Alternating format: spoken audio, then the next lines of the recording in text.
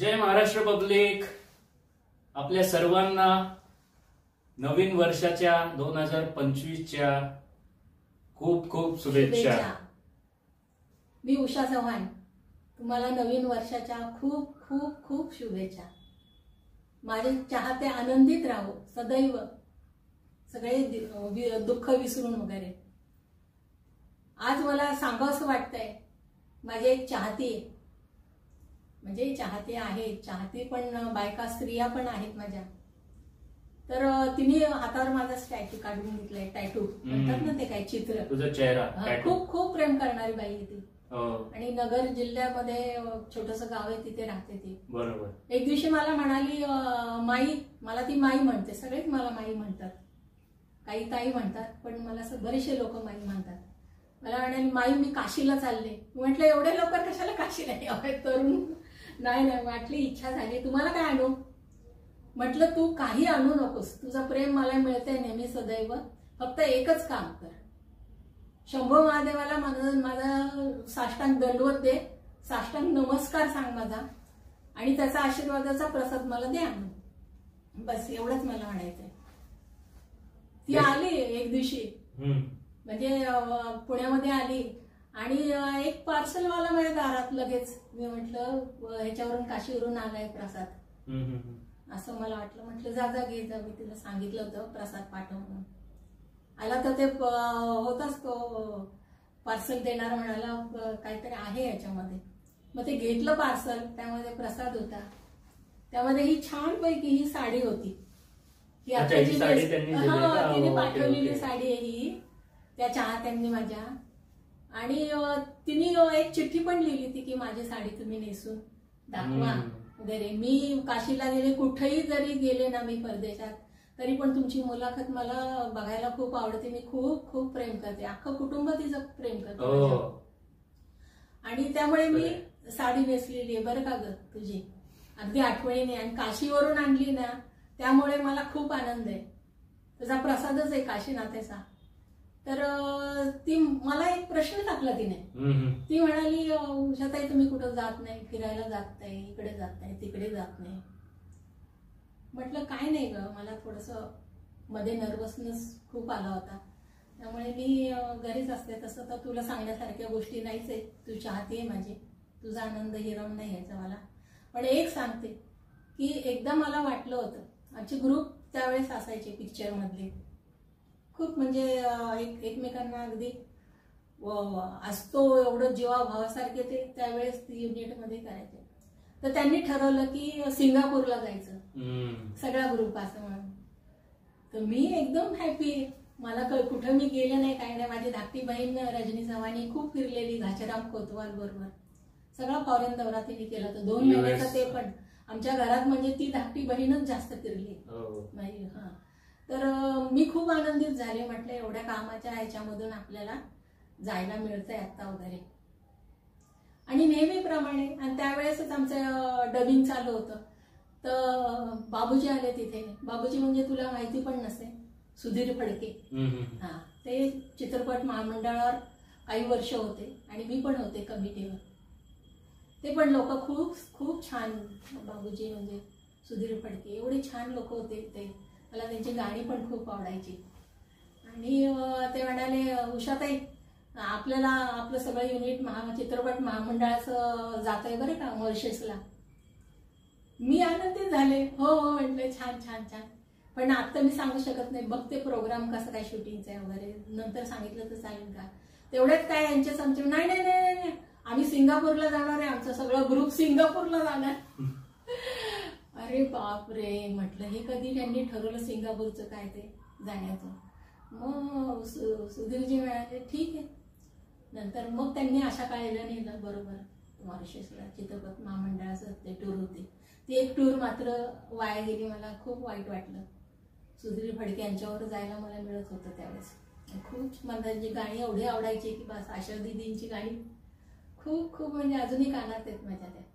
आणि त्यानंतर सिंगापूरला जायची वेळ आली, आमचा जो ग्रुप होता तो. आणि नेहमीप्रमाणे जसं पिक्चर मध्ये नकार तसंच त्यांनी केलं. त्या सिंगापूरला गेले निघून हे सगळा ग्रुप. म्हणजे माझ्या हातातलं मॉरिशस पण गेलं आणि सिंगापूर पण गेलं. बसले मी आपली मंदिरात जाऊन घंटी वाजवत आपली.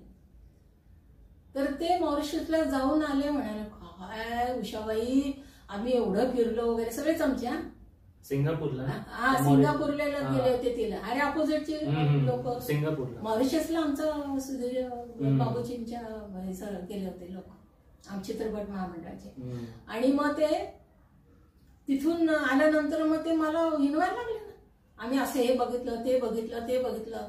पण स्त्रियांना नेण्याच्या लायक जागा नव्हत्या तिथे सिंगापूरला वगैरे. अहो म्हटलं एवढे लोक जातात, तुम्ही नेतो म्हणालात. मी मॉरिशसला जायची पण थांबले, तुम्ही मला इथे पण थाप मारली म्हटलं पिक्चरसाठी म्हटलं. आणि मग आल्यानंतर बरं ठीक आहे तुम्ही आलात ना जाऊन, आनंद आहे, चला कधी आता शूटिंग कधी येते सांगा, म्हणजे त्याप्रमाणे तारखा ठेवते. मी नॉर्मल याने घेतलं, पण थोडीशी नर्वस झाले होते मी. त्यानंतर मी बाहेर जायचं सोडून दिलं. म्हणजे माझा मुलगा, माझी सून हे पण जाऊन आले फॉरेनला, मला नेत होते. पण म्हटलं मी याला शिशारी आले, म्हटलं मी नाही आता येणार कुठे. अजूनपर्यंत मी सिंगापूर नाही बघितलं, तुम्ही लोकांनी तरी फॉरेनला जाऊन आले, पण मी अजूनपर्यंत गेले आणि जाणार पण नाही, मला इच्छाच नाही. मी ज्यावेळेस माझं मन दुखवलं ना, लाख मुलाचं मन असतं. किती इथल्या इथे मी कोपऱ्यावर मंदिरात गेले तरी मला वर्षभराचा आनंद मिळेल एवढं. माझ्या भारतात पण छान ठिकाणं आहेत की, काय वाईट आहे, तिथं पण मला जाता आलं नाही. पण मी जाणार आहे, गुजरातला मी जाणार आहे. मात्र ते आल्यानंतर खूप वाईट वाटलं. म्हणजे अशा थापा मारणारे पण आमचे लोक होते त्यावेळेस. तर त्यानंतर काही मग पेपरमध्ये तुला सांगते एक वाईट वाटतं. म्हणजे पण मी माझ्याकडे आता कुठलाही पेपर मी नाहीये.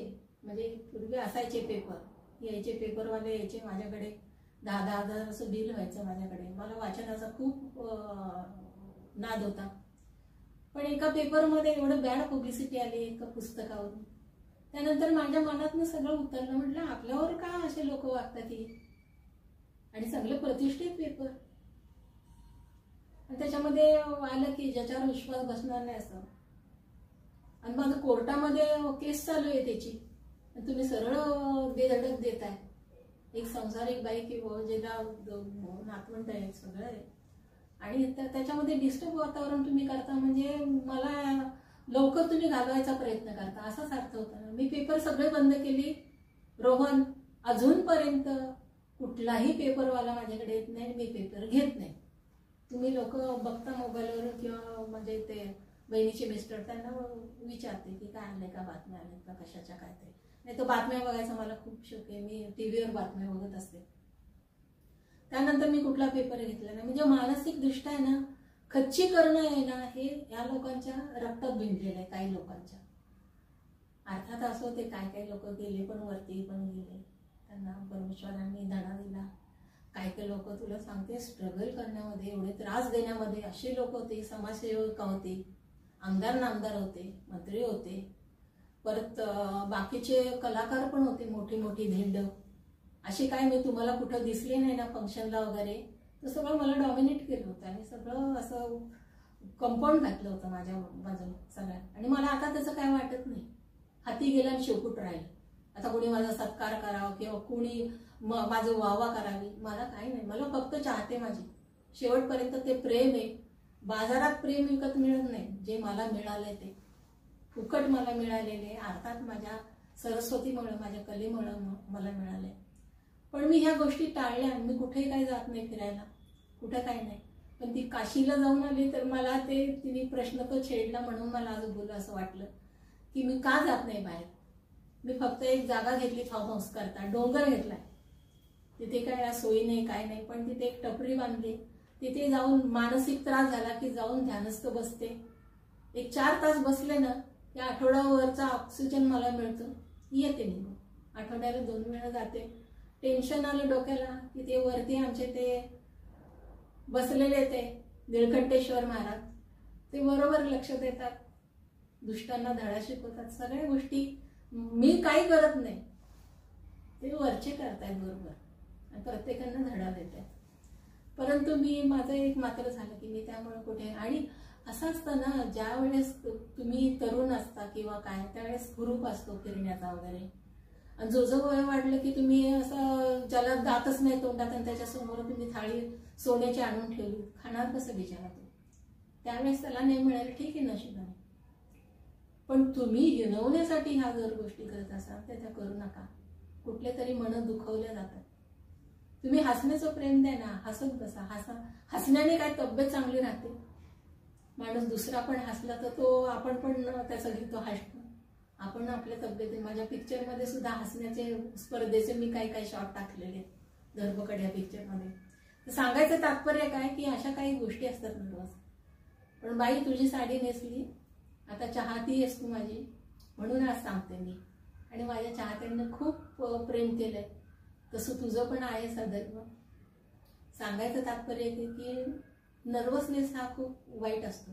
तुम्हाला खूप मोठमोठे आजार झाले किंवा काही त्रास झाला, पण तुम्हाला नर्वस करणारे लोक जर असतील तुमच्या आसपास तर ते खूप वाईट आहे. आणि हीच मी प्रार्थना करते देवाकडे की असलं काही कुणाबरोबर त्रास देण्याच्या गोष्टी करू नको. त्यांच्या चटणी भाकरीमध्ये त्यांना सुखी राहू दे. जय हिंद, जय महाराष्ट्र.